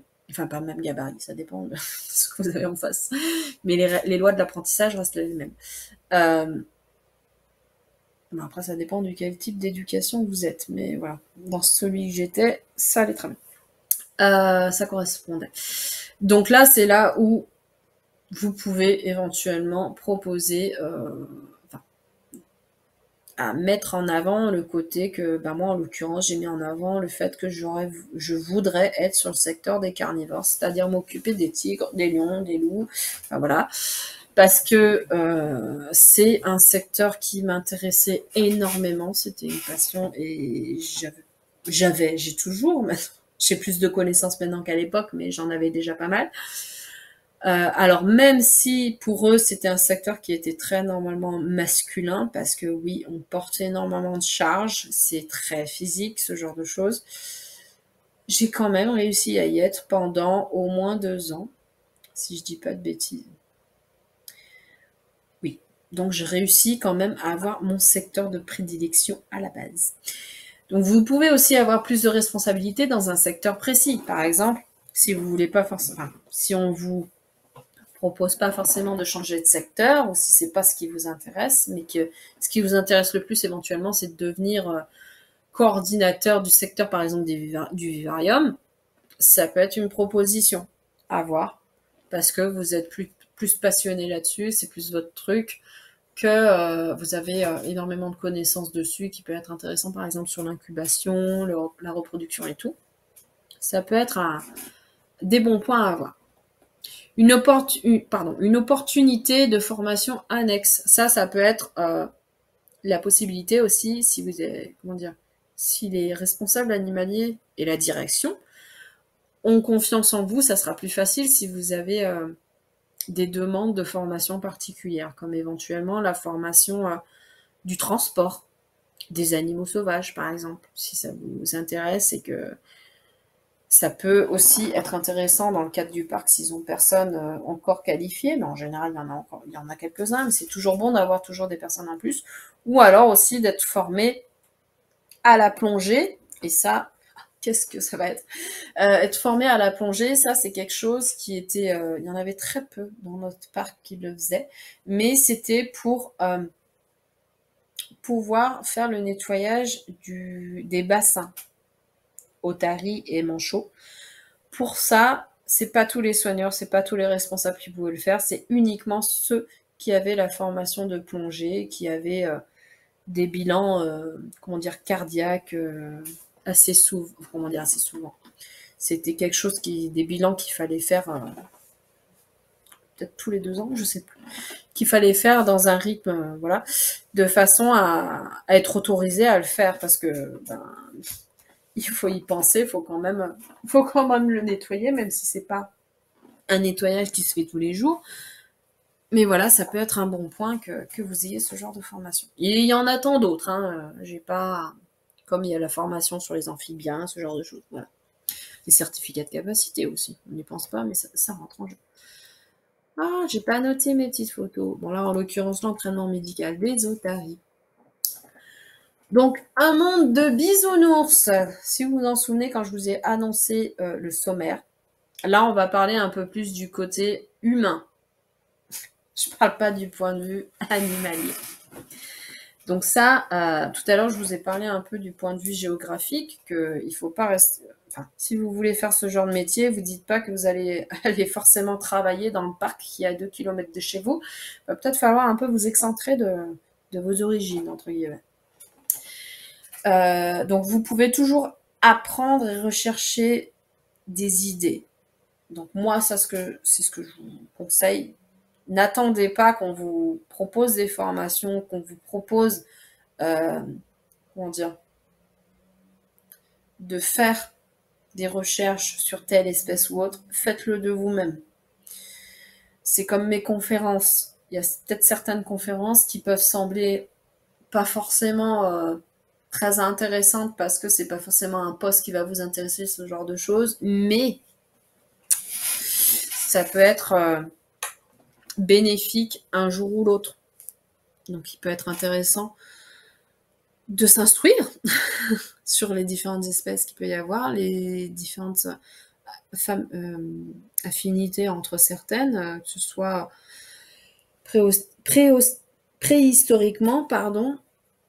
Rechercher des idées, ça peut être pour tout ce qui est aménagement de l'environnement, de l'environnement de nous protéger. Je perds mes mots, ça commence à être un peu tard.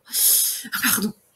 Il reste important aussi de lâcher prise sur le travail une fois la journée finie. C'est-à-dire que même si je vous conseille de prendre du temps pour faire des recherches sur les différentes espèces dont vous vous occupez ou pas, de rechercher des idées sur les aménagements alimentaires, sur pas mal de choses, il faut quand même garder en tête que, surtout si vous avez une vie de famille ou que vous êtes très, vous aimez voir vos proches et tout, et puis même en sortant de ça quand même si vous êtes solitaire, il est important quand même de lâcher prise sur votre travail.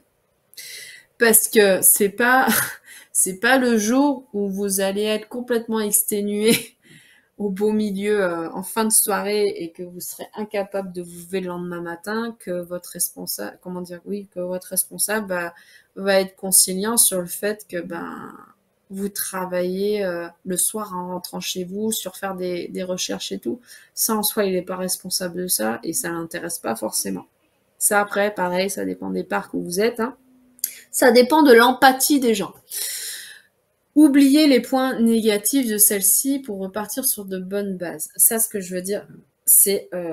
alors, je vais d'abord partir sur la partie des tensions, c'est-à-dire que vous pouvez avoir des tensions avec vos collègues de secteur ou du parc aussi, parce que vous allez avoir certains collègues qui vont vouloir passer les échelons plus vite, mais pas forcément de la bonne manière. Donc, vous pouvez en avoir certains qui vont vous mettre de la tension sur vous, de la pression.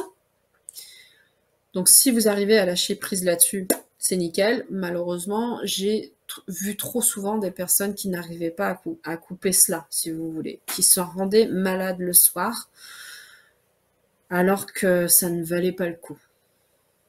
Vous êtes là pour faire un métier de passion, vous n'êtes pas là pour vous rendre malade. Les décès, quand je dis ça, c'est que oui, il est toujours triste de perdre un de vos protégés, on est d'accord. Mais il faut pas non plus en faire des montagnes parce que malheureusement, vous pouvez avoir des responsables au-dessus de vous ou de la direction, même des collègues, qui soient pas du tout empathiques là-dessus et qui, bon, ok, par exemple, je dis une bêtise, oui, ton mandril est décédé, oui, bon, voilà, ça arrive, c'est la vie. On est d'accord. Donc ça, je suis pas insensible là-dessus, honnêtement, mais ayant travaillé avant en élevage canin et félin, j'ai déjà été confrontée au décès des chiots, par exemple, des chiens aussi adultes, que ce soit pendant une mise bas, comme ce soit pendant leur vie quotidienne ou une maladie, ce genre de choses. J'ai déjà en fait été mis là-dessus, on va dire. J'ai déjà été sujet. Donc forcément, quand c'est arrivé en parc pendant que j'étais soigneuse zoologique, j'ai été moins infectée, on va dire, qu'une personne qui venait de vivre en fait son premier décès d'un animal dont elle s'occupait. Mais il faut quand même, moi je sais que personnellement pour cette personne, je comprenais très bien qu'elle soit triste, c'est normal, mais il faut pas que ça t'empêche de continuer ta journée parce que les autres animaux, eux, ben, ils sont toujours là, ils attendent toujours qu'on les accompagne dans leur journée. J'espère que vous comprenez bien ce que je veux dire. Faut pas être insensible non plus, mais malheureusement, vous pouvez tomber sur des gens en face de vous qui le seront pas du tout, qui vont vous dire oui, bon bah c'est bon, c'était ça, c'était qu'une perruche et puis voilà. Voilà. Je vous dis ça parce que, et en l'occurrence, c'est ce qu'on avait dit à ma collègue. Éviter des conflits à la maison. Donc ça, sur le lâcher prise du travail, des tensions, de tout ce qui peut être mauvais dans la journée et de couper sur le fait de ce qui peut se passer à la maison. Autant vous pouvez avoir un conjoint qui va vous écouter, bien sûr, sur le déroulement de vos journées, mais si vous en parlez jusqu'à ce que vous allez vous coucher, au bout d'un moment, ça peut créer des conflits à la maison, ça c'est clair. Sur les tensions, sur les personnes qui seront malades, c'est clair que ça a mis quelques tensions dans son couple, en l'occurrence parce que ben ça la rendait malade et son conjoint forcément était très énervé de la voir dans cet état-là et ça peut se répercuter sur les autres proches comme les enfants ou les amis qui viennent chez vous, ce genre de choses. C'est pas quelque chose à négliger. Faut vraiment arriver à travailler ce côté de lâcher prise. Vous êtes plus au travail, même si vous travaillez avec du vivant. On est d'accord que si par exemple vous avez un cas de conscience à 11 heures du soir, le parc est fermé, vous n'aurez pas le droit d'aller voir vos protégés, on est d'accord. C'est pas comme en élevage canin, quand vous êtes en élevage canin et que vous dormez sur place, que vous avez une mise bas par exemple en pleine nuit. Vous pouvez vous faire taper sur les doigts parce que vous vous êtes pas levé au milieu de la nuit pour aller voir comment ça se passait. Ça on va dire, c'est l'envers du décor. Mais voilà, faut arriver à quand même couper court sur le côté travail et côté vie privée. Vous avez besoin de souffler pour arriver à repartir au mieux le lendemain. Être joignable sans être esclave. Donc ça, c'est un point qui était peut-être atypique à notre parc, je dirais. C'est que on vous demandait de pas trop être, comment dire, être dévoué au parc, c'est-à-dire que c'était pas votre vie, c'est pas, le parc n'est pas votre famille, hein, c'est votre travail. Par contre, il fallait que vous soyez joignable même pendant vos jours de repos, c'est-à-dire, et même pendant vos vacances. Parce que même si on n'a pas forcément vous n'êtes pas dans l'obligation d'accepter de venir par exemple remplacer quelqu'un pendant votre jour de repos, si vous n'acceptez pas, vous pouvez tomber dans ce qu'on va dire les mauvais papiers de la direction. Donc voilà, on reste dans tout ce qui est tension éventuelle. Mais ça dépend vraiment de qui vous avez en face. Vous avez des gens qui comprendront comme vous en avez qui n'accepteront pas votre refus et qui vous en feront éventuellement baver derrière. C'est une réalité, hein. Ça, tout dépend où vous allez travailler, mais c'est une réalité, faut l'avoir en tête. C'est que même, et là je vous prends un exemple concret, oui, parce que je l'ai vécu. Moi, quand chaque veille de changement de secteur ou de départ en repos, avant de partir du bureau, là où on note tout dans les cahiers, qu'on laisse les radios, qu'on laisse les clés aussi du secteur, si on a des bâtiments et tout, je vérifiais à chaque fois mes poches. Je ne sortais jamais du bureau sans que mes poches soient vides. C'est-à-dire qu'au moins, je savais et je pouvais garantir que j'avais posé les clés, par exemple, du vivarium à tel endroit parce que c'est sa place et que voilà. Pour pas avoir ce qui m'était arrivé le lendemain matin, c'est que j'ai un appel téléphonique qui arrive à 8h du matin, je crois que c'était l'ouverture, d'une de mes responsables qui me disait on ne trouve pas les clés du vivarium, tu les as pas avec toi et tout, ou tu les aurais pas laissées dans ton casier. Et moi, j'ai pu garantir à ma responsable que non, je les ai pas. Je les ai posés hier soir, j'en suis sûre et certaine. Je peux te parier mon salaire si tu veux. Il n'y avait pas de problème. Et je lui ai même dit que éventuellement, est-ce que ça serait pas telle personne qui a l'habitude d'être tellement souvent sur ce secteur-là quand elle travaille, que machinalement, elle les a peut-être prises involontairement. Quand on a l'habitude de faire telle chose systématiquement, parfois ça se fait tout seul. Pour ne pas, trop bousculer ma responsable, j'ai accepté de venir au travail qui était à 5 minutes de chez moi à l'époque. Comme je lui ai dit, je vais en pyjama. Hein. Je m'habille pas, je cherche pas à comprendre, je vais en pyjama. Donc j'y vais, j'arrive, en l'occurrence au niveau des casiers et tout, et j'ai un de mes collègues qui, forcément, qui me demandait ce que je faisais là. Donc je lui explique et tout, et puis il me dit, mais on vient de nous dire à la radio que telle personne, en fait, avait les clés parce qu'elle les a pris ce matin, parce qu'elle avait l'habitude d'être sur ce secteur-là, donc ce que j'avais éventuellement soumis comme hypothèse. Et ben au moment même où il finissait sa phrase, j'avais un appel de mon responsable qui me disait oui, on a retrouvé les clés, c'est bon, t'as pas besoin de bouger. Comme j'ai dit, je suis déjà là. Voilà, je suis rapide. Donc voilà, c'est bien d'être joignable, mais il faut pas non plus être esclave de son travail. Ok, si j'avais les clés, on est d'accord, c'est une erreur de ma part. Mais là, en l'occurrence, je pouvais garantir que non, je n'avais pas les clés, elles étaient bien à leur place. Donc, autant, moi j'étais à 5 minutes, mais si j'avais été par exemple dans l'un des domiciles où j'étais à 30 minutes de la maison, ça aurait été ce cas-là, comment dire, l'aventure serait pas passée de la même manière. La disponibilité. Donc là, ça rejoint un peu ce qu'on vient de dire juste avant, mais autrement.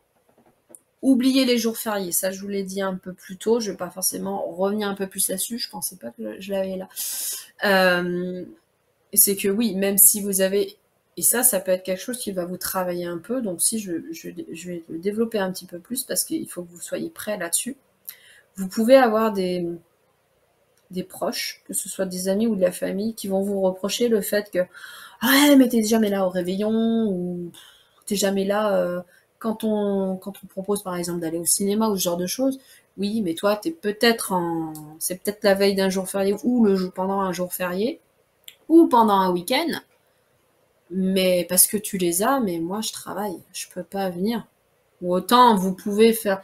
Alors moi j'ai déjà fait des réveillons par exemple où je travaillais le lendemain, mais se lever à 7h du matin, faire les tours d'enclos au milieu de la neige, honnêtement, le lendemain d'un réveillon où vous êtes rentré à 3h du matin, ça a été fait quand même, mais la volonté est pas forcément là. Vous y allez un peu en reculant, honnêtement. Donc il faut quand même respecter le côté que vous avez besoin de vous reposer. Vous allez travailler le lendemain, il faut être en forme parce que faut pas faire d'erreur d'un point de vue de sécurité, quel que soit votre poste. Parce que là, s'il arrive quelque chose, le responsable va pas être conciliant parce que vous avez fait la fête la veille parce que c'était le jour de l'an. On se comprend là-dessus.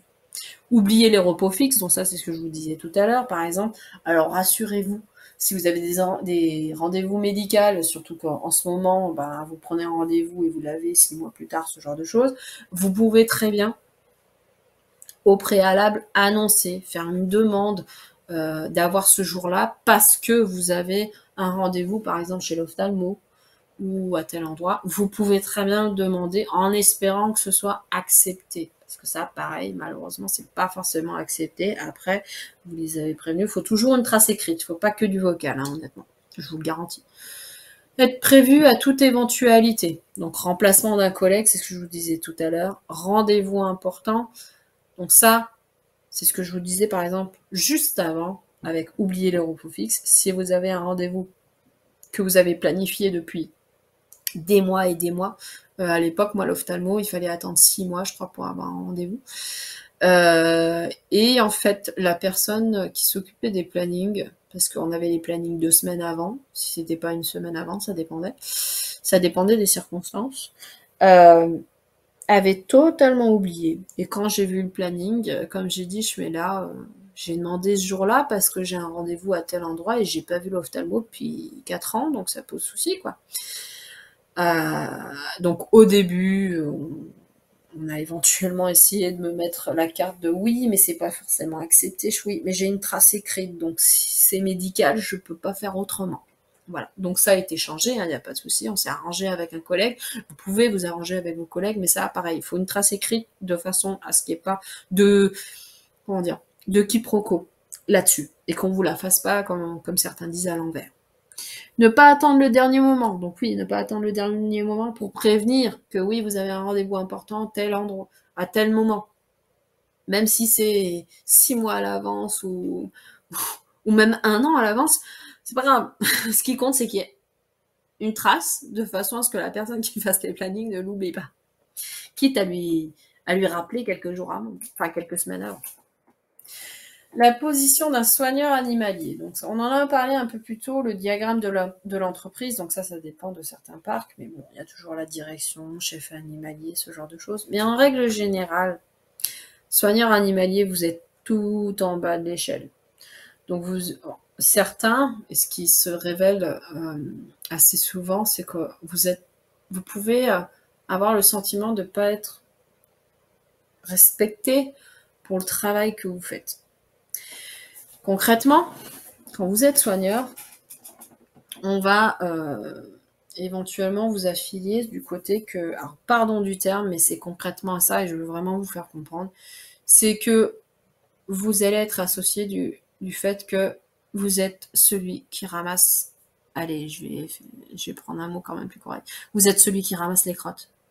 Donc en clair, parfois on ne va pas forcément demander votre avis. Ou alors si vous tapez du poing sur la table, parfois vous allez être remis en place, pas forcément adroitement, et vous pouvez le prendre assez mal. Et je dis ça parce que malheureusement j'ai déjà vu des collègues qui ont énormément, enfin qui s'en sont tombés malades derrière, en dépression également.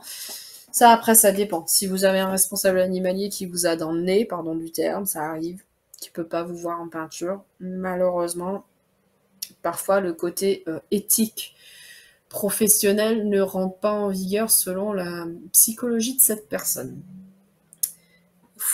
Je tiens à dire que c'est pas pour tous les parcs, on est d'accord, mais gardez-le bien en tête. Pression journalière. Donc ça, oui, vous pouvez avoir la pression qui vous soit mise dessus parce qu'il faut que vous soyez en temps et en heure à l'animation, que vous ayez fait tous les nettoyages à cette heure-là de façon... Pareil, si on vous rajoute du travail, on peut vous rajouter de la pression. Il faut que vous soyez prêt à gérer cette pression. Je dis pas qu'elle sera tout le temps. Ça, après, ça va dépendre de votre aptitude à gérer cela. Mais il va y en avoir quand même. Il faut pas se leurrer. Surtout en période estivale, où là, il faut un rythme soutenu parce que vous allez avoir beaucoup de variantes sur le déroulement de votre journée. Bouc émissaire. Ça, là-dessus,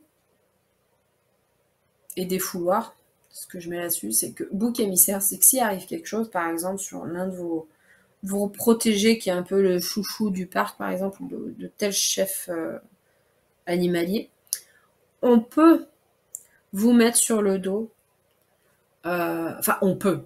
Je dis pas que c'est un pouvoir, mais ça peut arriver, malheureusement, que que votre supérieur ou un autre soigneur vous mette cette erreur sur le dos parce que vous êtes en dessous. Pardon du terme, mais concrètement, c'est un peu ça pour illustrer la chose, pour pas passer 3 heures dessus. Je vais prendre un exemple. C'est pour ça que la moindre chose que vous voyez, si par exemple vous voyez un animal qui a un changement de comportement, ou qui annoncerait qu'il y a un petit souci, le moindre détail, même si c'est sur la clôture ou autre chose, vous notez à chaque fois dans le cahier de secteur. Même si vous l'annoncez à la radio, il faut toujours une trace écrite, parce que justement, si un jour vous avez un supérieur ou un autre collègue qui vous met en bouc émissaire, parce que ça arrive entre soigneurs, vous avez une trace écrite que si je l'ai vu et j'ai prévenu telle personne ce jour-là, à la radio ou autre. Vous pouvez même mettre le nom. Moi, c'est ce que je faisais. J'ai eu le cas, en l'occurrence, pour une très vieille pandarou. Elle avait, dépassé l'espérance de vie moyenne en captivité. Mais j'ai annoncé à la radio, je l'ai noté dans le cahier, différents signes qui montraient qu'il y a un truc qui va pas et ça sent pas bon concrètement. Je suis partie quelques jours sur un repos. Et quand je suis revenue, si vous voulez, de ces jours de repos sur le même poste, quand je suis arrivée auprès de cet animal, j'ai concrètement vu que rien n'a été fait. Même si le jour où je l'ai signalé, on m'a dit oui, il n'y a pas de souci, on va venir voir. Ils sont jamais venus voir en fait. Et l'animal, concrètement, alors, je vous passe les détails, je ne vais pas plus vous dire, mais elle a eu un souci de santé et qui a nécessité une anesthésie, une opération, forcément de la convalescence derrière, et puis d'autres choses qui en ont suivi. Si je prends cet exemple-là, c'est parce que on a voulu me le mettre sur le dos, du fait qu'on a, et encore, ça a été quelques années plus tard, qu'on nous a, un chef animalier en fait nous a sorti, parce qu'ils sont plusieurs, nous avait sorti qu'on prenait pas le temps d'observer nos animaux, voilà, on bâclait notre travail. Et moi, concrètement, en fait, j'ai ressorti cette aventure-là, si vous voulez, parce que, en soi, tout a été fait. Le soigneur a observé, a tout fait, a signalé en temps et en heure, ça a été noté. Et en fait, le fait qu'il y ait une trace écrite, déjà, j'ai prouvé que ce qu'on disait. Alors, je suis d'accord, il y avait des soigneurs qui n'observaient pas des masses. Mais on n'était pas tous dans le même lot, on n'était pas tous à mettre dans le même panier. C'est pas parce qu'on est en bas de l'échelle qu'on est les bons à rien. Donc, j'ai pu ressortir à cette personne la date, l'année, enfin, de cette observation. Et je lui ai dit, parce que les cahiers de secteur sont gardés en fait dans les archives. Donc, il est allé voir ce carnet pour vérifier.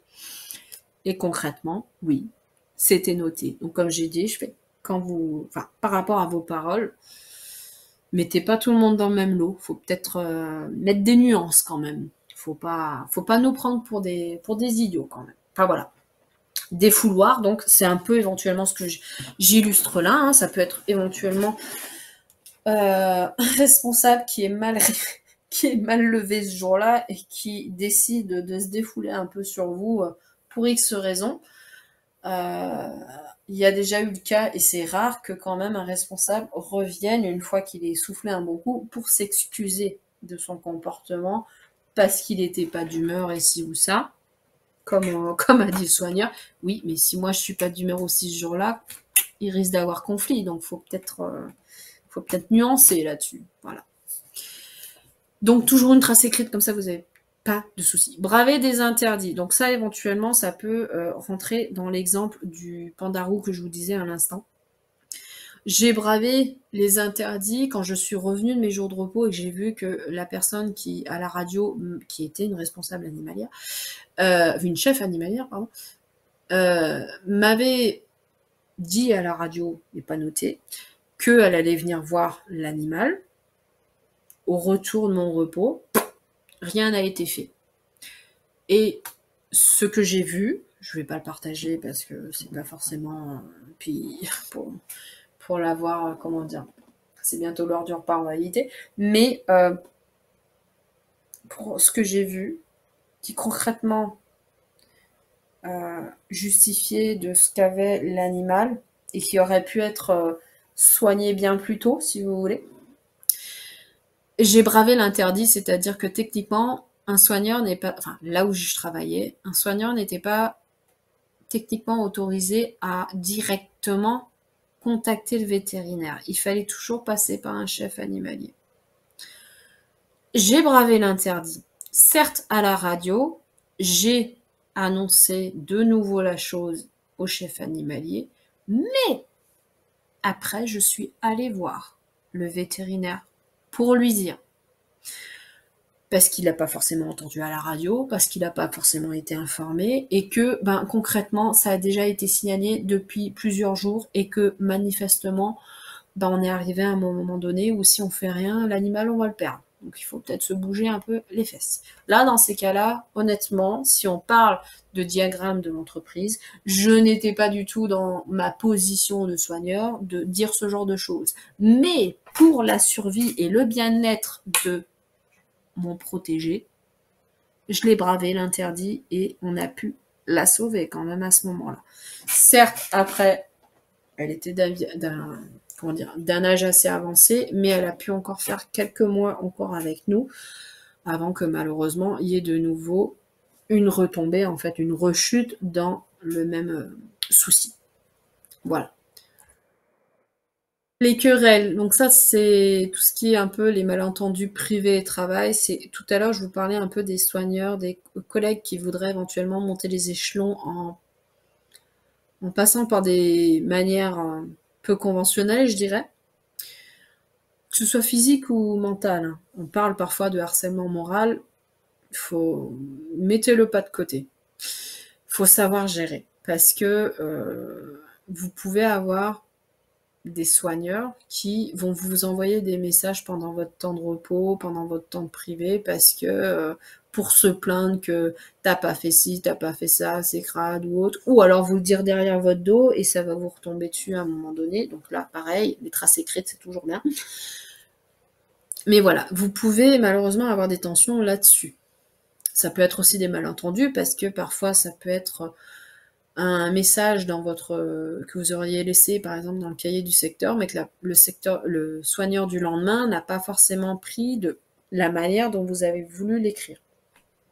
C'est pour ça que, autant si c'est très important, vous pouvez soit en parler directement avec le soigneur s'il travaille ce jour-là aussi, pour lui expliquer directement, ou alors d'en parler à votre responsable de façon à ce qu'il puisse le dire le lendemain, ou vous envoyer vite fait un petit coup de téléphone à ce collègue-là si vous vous entendez bien dans la vie privée derrière. Parce qu'il faut quand même respecter le côté que s'il est en repos, il est en repos, on le laisse tranquille. La qualité de travail. Donc ça, dans les querelles, oui, on est d'accord que si comment dire, vous avez un collègue sur votre secteur qui vous entendez pas du tout, le jour où vous travaillez en binôme, où vous vous croisez, les tensions vont vite se sentir et ça va péter concrètement. Donc il faut savoir les gérer, il faut pas hésiter. Si je vais le redire un petit peu, je vais le dire après, justement. Je suis en train de voir, j'ai mis que faire. Je vous le dirai après là-dessus, donc pour éviter de me répéter. Donc ceux qui veulent évoluer, ça c'est ce que je vous disais, les collègues qui veulent gravir les échelons plus rapide qu'ils ne devraient. Donc là, vous pouvez avoir un dénigrement du travail pour se faire mieux voir. Donc je vous prends l'exemple, par exemple, d'une collègue qui, dans l'entraînement médical, concrètement a voulu dénigrer le travail d'une collègue en disant que elle s'était fait mordre, par exemple, par une otarie, parce que telle personne faisait l'entraînement médical comme ça. Alors que ça n'avait strictement rien à voir. Donc, dans ces cas-là, la personne a eu le bon réflexe d'aller voir directement le responsable, et c'est le responsable qui s'en est chargé, parce que c'est pas à vous de le faire, sinon ça peut très vite mal tourner. Donc, ça peut être aussi tenir responsable d'une erreur. Donc là, c'est un peu la même chose. Mais responsable d'une erreur, ça peut être plein d'autres choses, c'est-à-dire une forte mortalité, par exemple, dans l'élevage des rongeurs que vous utilisez pour les nourrissages des reptiles, ou un chauffage beaucoup trop fort. Il y a plein de choses où, si la personne veut vous mettre des bâtons dans les roues, elle vous mettra responsable en fait de cette erreur-là et fera ce qu'il faut pour concrètement faire croire que c'est ça, que c'est la vérité. Donc, on va voir juste après ce qu'il faut faire. Violence morale et physique, c'est ce que je vous disais un peu plus tôt, c'est des choses à garder. Physique, j'en ai pas vu, honnêtement, pour l'instant, sauf d'un point de vue visiteur, mais ça, c'est autre chose. Mais par contre, violence morale, quand je vous disais harcèlement moral, oui, j'ai pas été sujet parce que j'ai fait ce qu'il fallait en temps et en heure, mais j'ai vu des collègues concrètement en s'en rendre malades là-dessus, quitte à arrêter leur métier de passion tellement que ça les bouffait concrètement. Ah pardon, que faire? Je pensais que j'avais une autre diapo. Que faire? C'est très simple. Dans toutes ces circonstances, vous pouvez soit, si vous avez, si vous avez les nerfs pour le cran de le faire, vous allez voir directement cette personne pour mettre les points sur les i, mais le plus passivement possible. Vous pouvez très bien le faire en présence d'un autre soigneur ou d'un responsable animalier aussi, comme ça au moins s'il arrive quelque chose, et il y a un témoin. Ou alors ce que vous pouvez faire, c'est concrètement. Alors, vous pouvez très bien vous remettre en question si effectivement il y a lieu d'être. Si par exemple, quand je parlais de la forte mortalité par exemple à l'élevage des rongeurs, parce que c'était vous qui étiez en charge de faire la désinfection il y a 2 jours, effectivement, dites-vous, bon, est-ce que j'ai fait la désinfection comme il se fallait? Est-ce que j'ai pas fait d'erreur? Par contre, si pour vous, vous avez rien à vous, comment dire, vous êtes sûr et certain que vous avez tout bien fait, allez voir directement votre responsable animalier. C'est lui qui s'occupera de ça. Parce que les querelles entre trucs et mûches, c'est pas à vous de les gérer concrètement. Il y a des responsables pour ça. S'ils veulent pas le faire tout de suite, vous pouvez très bien aller voir un autre responsable ou directement la direction. Parce que c'est quand même quelque chose qui peut très vite dégénérer si vous savez pas lâcher prise sur ça. Il y a des personnes qui rentrent chez eux, qui ont toujours ces idées de tension entre collègues qui restent et qui les bouffent toute la nuit à pas endormir. Donc, faut pas hésiter. Les responsables sont là pour ça. Je vais finir du coup avec la petite conclusion. Pardon. J'ai la petite voix qui a du mal, mais on est sur la fin. Donc, on est d'accord que le métier de soignant zoologique, c'est pas quelque chose que vous allez vous dire, comment dire, du jour au lendemain, oh, allez, je vais faire ça. C'est un métier de passion avant tout. Parce que il y a tellement de points à voir à côté, faut savoir s'adapter, faut savoir se remettre en question. Bon, ça, c'est surtout pour l'entraînement médical, mais pour dans la vie de tous les jours aussi. J'en ai pas forcément beaucoup parlé, mais il faut savoir se remettre en question si besoin. Faut savoir lâcher prise, ne pas être complètement dévoué matin, midi, soir au métier non plus parce que vous avez une vie privée. Il faut que vous sachiez aussi dire non à vos proches parce que vous ne pourrez pas forcément aller faire la fête la veille si vous êtes sur un secteur des carnivores parce qu'il va falloir être très consciencieux pendant la procédure de sécurité, ce genre de choses, parce que si vous vous loupez, vous risquez d'avoir des soucis et que c'est question de vie ou de mort. Faut voir les choses, hein. Je dis concrètement très élevé, mais c'est vraiment pour vous faire comprendre les choses. Faut être prêt à avoir les reproches justement des personnes qui sont dans votre cercle d'amis ou de famille, parce que ils comprendront pas forcément du fait que t'es jamais là, t'es ci, t'es ça, enfin voilà. Et éventuellement ceux aussi qui vont vous critiquer votre métier parce que pour eux, ils comprennent pas, ils sont pas du tout adeptes du fait d'avoir des animaux en captivité, ce genre de choses. Ça, c'est quelque chose que je développe dans le côté animation pédagogique, dans ma conférence, mais concrètement, si c'est une personne avec qui vous pouvez pas discuter, c'est pas la peine. Laissez couler, lâchez prise, ça ira très bien.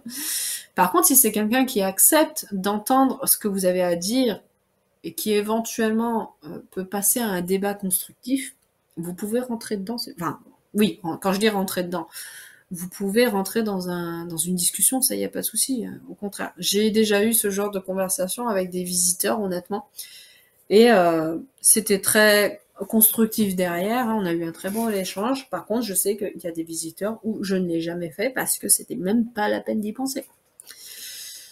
Donc être prêt à se délocaliser, oui, même si vous êtes très proche de votre famille, c'est un métier de passion, c'est quelque chose que vous souhaitez absolument faire, il faut accepter cela, parce que vous allez peut-être pas forcément avoir un poste au parc qui est à 30 minutes de chez vous. Vous allez peut-être avoir une proposition, une occasion dans un parc qui est à 3 heures, 6 heures de chez vous. Il faudra pas hésiter.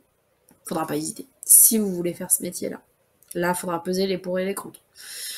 Travailler avec des êtres vivants implique de s'instruire de l'évolution des découvertes. Ça, c'est que on travaille dans du vivant, donc tout ce qui est les naturalistes, les scientifiques, l'éthologie, il y a toujours des avancées dans toutes les espèces, dans toutes les catégories qui rentreraient dans la vie d'un animal, c'est-à-dire le milieu captif, les différentes découvertes d'une espèce qui a changé, par exemple, la classification. Enfin, Tout est bon à prendre.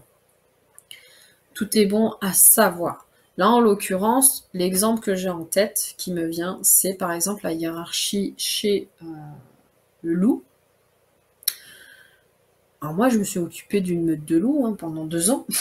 Ça, on pourra en parler, éventuellement une conférence sur la captivité, il n'y a pas de problème. Mais il y a quelques années, on a quand même la personne qui a mis en avant la structure de la hiérarchie dans une meute de loups, qui est revenue sur ses paroles justement suite à d'autres études qu'il a fait. Et il est important de ça justement, dès qu'il y a une nouvelle découverte, alors je dis pas qu'il faut être en temps et en heure, mais de ne pas rester sur les acquis que vous avez déjà.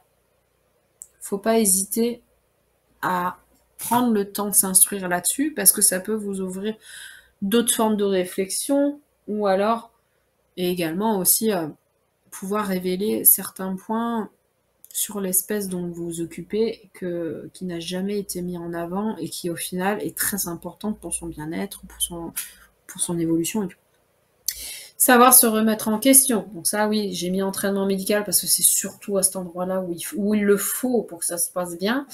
Mais il faut savoir aussi se remettre en question éventuellement dans son travail. Si effectivement, quand je vous disais tout à l'heure, au moment des querelles, quand vous avez un soigneur qui veut éventuellement vous rabaisser ce genre de choses sur votre travail, ayez toujours quand même ce côté de est-ce que j'ai quand même bien fait mon travail ou est-ce que je pouvais le faire autrement ou pas. Si vous avez un doute, vous pouvez éventuellement prendre l'avis du responsable animalier ou du responsable du secteur aussi, s'il y en a un.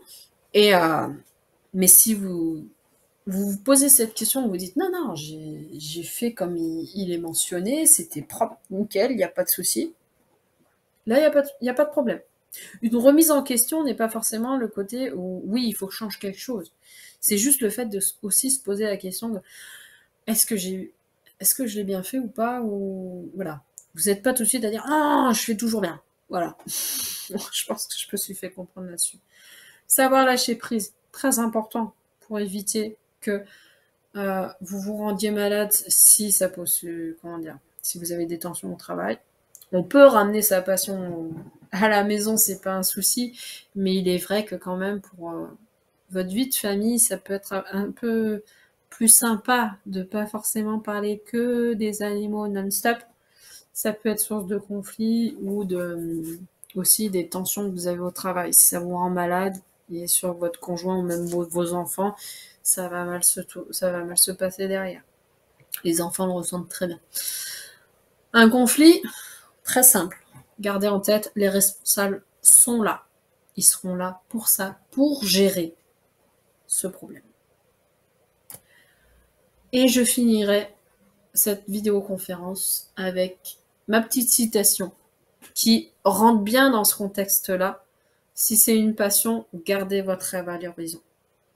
Tout ce qui est géographie, de se délocaliser et tout. C'est pour ça que j'ai tenu à refaire cette conférence, parce que c'est des points qui sont extrêmement importants à tenir compte.